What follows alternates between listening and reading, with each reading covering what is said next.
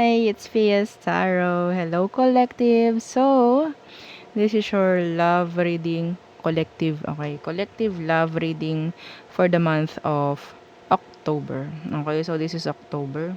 So, tingnan natin ano bang mangyayari, ano bang meron, anong outcome, if ever. This is a collective, no zodiac sign needed.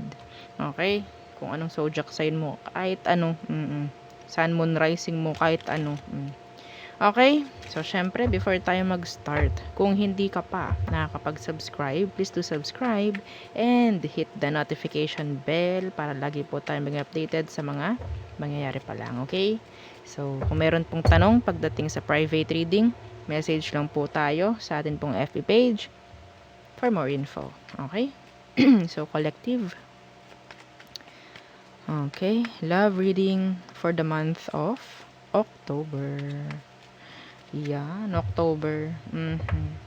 So, tingnan natin. Anong situation meron? Okay. Situation. Okay. Aha! The Knight of Wands in reverse. Okay.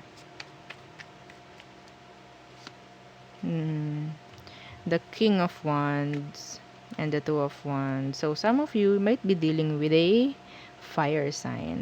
Okay?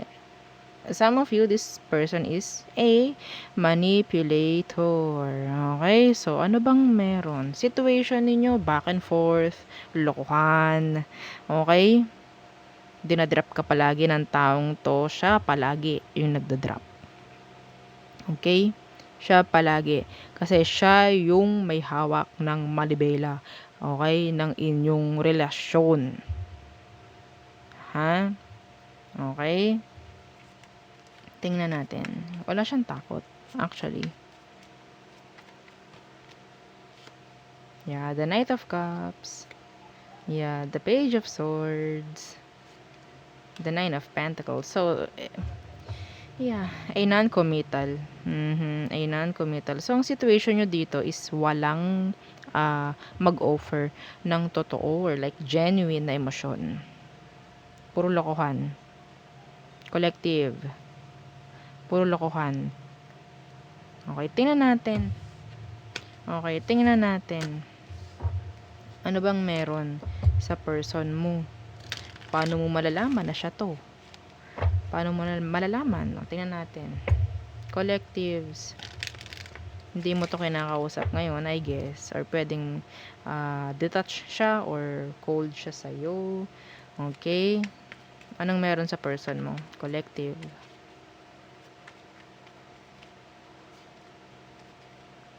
The Six of Swords. Okay, so pwedeng yun nga, madistansya. Physically, mentally, emotionally, detach.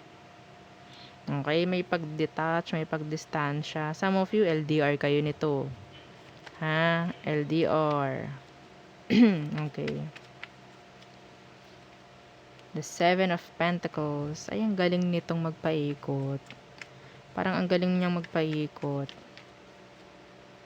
Kahit sabihin nating may distansya, etong taong to alam na alam kung paano ka i-grab, i-hook, ganyan, no? Yeah, the Emperor. Alam niya yung galawan. Okay? Ano ba to, hustler? Collectives? Ha? Hustler ba to? Iba sa inyo kasi pwedeng ang dami niyang palusot, ang dami niyang dahilan. Some of them, ginagawa niyang dahilan yung work niya. Okay? Konting sorry lang nito, nakukuha na ulit kayo. Yes. Yun lang. Okay, so pwedeng Aries, Earth, and Air. Ano bang meron dito? Yeah, the Star. Konti lang, konting sorry lang yan. Yeah. Ano, nakakuha nyo na ba yung person nyo? The World, Universe. Some of you, talagang paghihintayin ka nito. Pinag-expect ka. Pero hindi mo pa rin makuha, hindi mo pa rin makita yung mga pangako. Meron na ba? Oh. Okay, so tingnan natin the Emperor. Yeah, the Justice. Matalino. Matalino siya actually. Okay? Kung anong decision niya, yun yung decision niya. Matapang na tao. Kaya may chance na parang nakukuha ka niya, like napapasunod ka niya. Okay? Meron siyang ganyan eh. Like, some of them mataas ang position. Okay. So, tingnan natin. Ano ba talaga yung emosyon niya pagdating sa'yo? Hang on.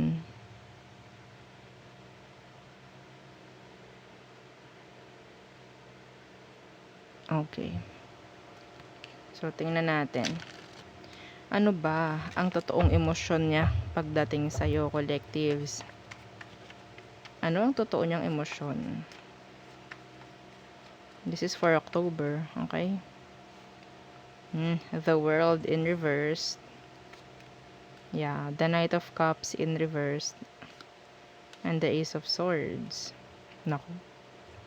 Ano tong the World in reverse? Temperance. What's with the Knight of Cups in reverse? The Five of Cups. What's with the Ace of Swords? Yeah, the Manipulator. The Magician in reverse. This person, alam niya talaga na kahit anong gawin niyang sablay, no, sa relasyon na to, ang haba ng pasensya mo para sa kanya. Kahit magkandaiyak ka na araw-araw, magwolling ka na araw-araw, wala tong pake. Okay? Wala. Ano tong Ace of Swords? What's with the Ace of Swords? The Four of Wands. Alam nyo, itong taong to, magaling lang talagang magpaikot, no? Sure naman siya na hindi siya like totally makikipagrelasyon sa'yo ng matagalan. Ha? Alam mo, nagagamit ka niya kasi alam niya nagpapagamit ka. Okay? Siyempre may patutunguhan to, magpo-prolong. Oo. Kasi nandyan yung may controller, may submissive. May nagsasubmit. Okay? Kung ganito yung taong to, at alam yung siya to, ito sabihin ko walang mauuto kung walang magpapauto. Okay? Walang manguuto kung walang magpapauto. I'm sorry, pero yun ang nakikita ko rito, collectives. Walang magagamit kung walang magpapagamit. Ha? Okay? Emosyon niya sa'yo, hindi naman talaga totally seryoso. Okay? Humahaba lang yung inyong relasyon, humahaba lang yung sitwasyon nyo, just because nagsasubmit ka. Umuoo ka lang ng umuoo. Napoprolong lang yung connection nyo. Alam mo, parang matagal na dapat tong wala. Pero some of you humahanap pa rin ng dahilan para magstay. Okay? Anong next action? Next action niya towards you. Next action niya ngayong October. Okay, ngayong October, anong next action niya sa'yo? Collectives. Next action ng person mo. Pwedeng meron ditong separation or talagang hindi lang talaga maganda ang sitwasyon nyo ngayon. The Three of Wands. Paghintayin ka, paasahin ka, pa rin. Yeah, the Queen of Cups in reverse. They're too selfish. Napaka-selfish nito. The Page of Wands. Immature. Okay? Madudugtungan at marudugtungan. Sinasabi ko sa inyo, itong relasyon na to, kung ikaw yung parang uma-under or nagpapa-under sa ganitong sitwasyon. Okay, ano tong Three of Wands? Yeah, the Nine of Swords. Papaasahin ka. Kasi alam niya, some of you, takot na mawala siya. Ganon katindi. Okay, ano tong Queen of Cups Universe?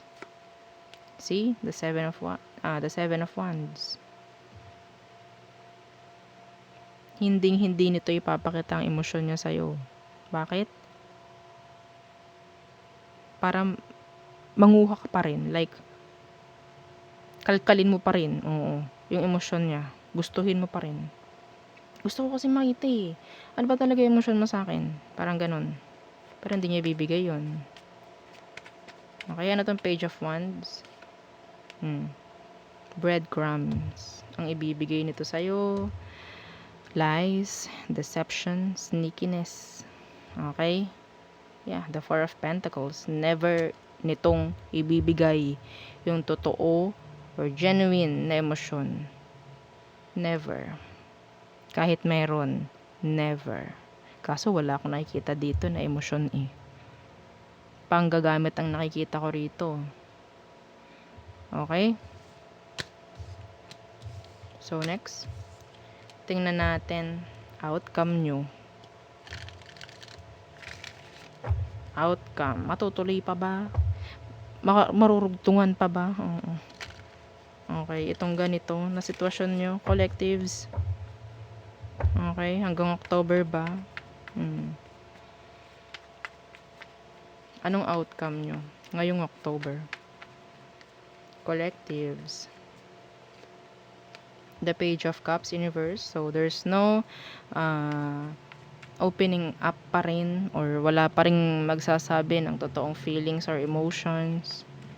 Okay, yeah, the King of Swords Universe, the Narcissist.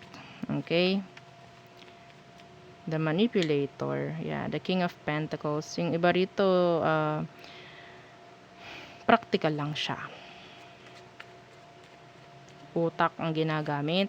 Okay, Page of Cups Universe, yeah, breadcrumbing, like, okay, kaunti lang, like, pwedeng ikaw, binibigay mo sa kanya, buo, sa'yo, mugmug. Kapag nakikita niyan, tinatanggap mo pa rin yung mugmug na binibigay niya sa'yo, pagpapatuloy niya to. If you're like,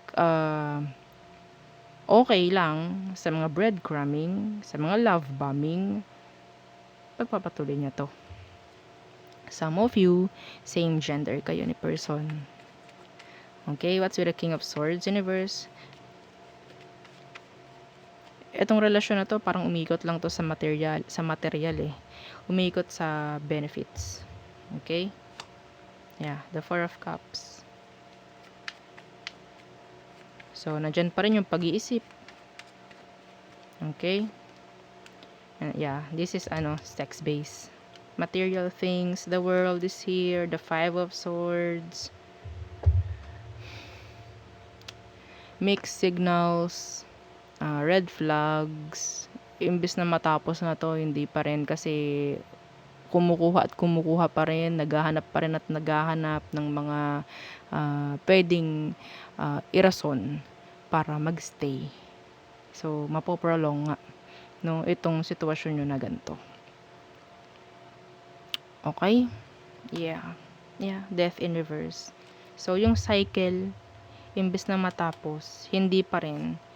Kasi gawa ng mga possibilities na pwedeng talagang hanapin at hahanapin para lang maprolong itong relasyon na ganito. Okay?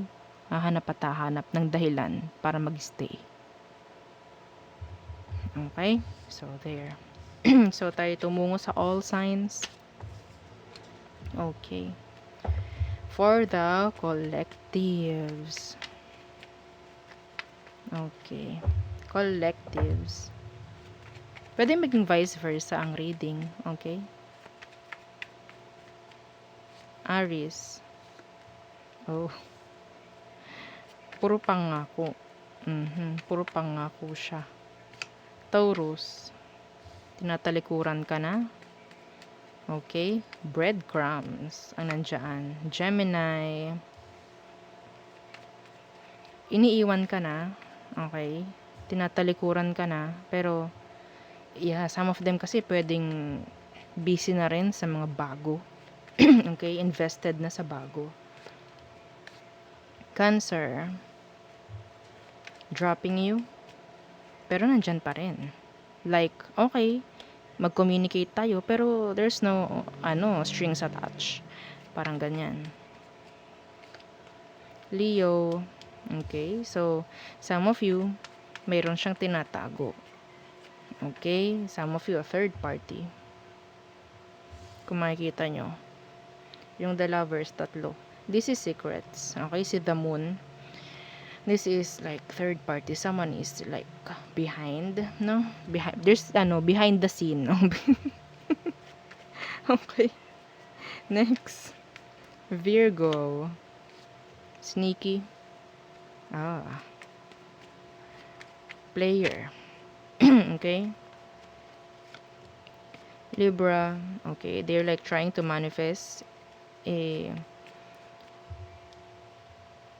parang pag-aayos, parang ganyan. Pasensya na po ha sa boses ko. Ubus na. Okay. Libra. Next, Scorpio. Oh, they're trying to heal.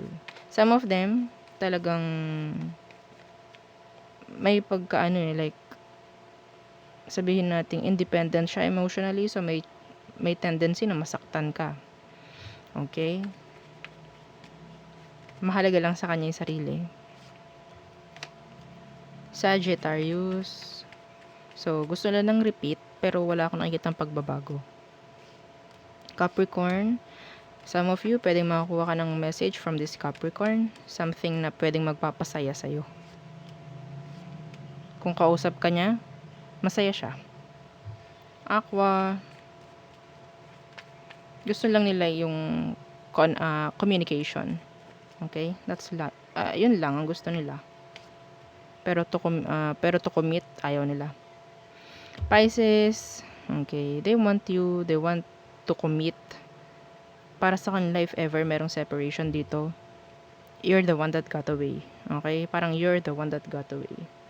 Okay, so there, yun ang ating reading for the collective. So thank you. Don't forget to subscribe, follow, and like. Okay? Bye!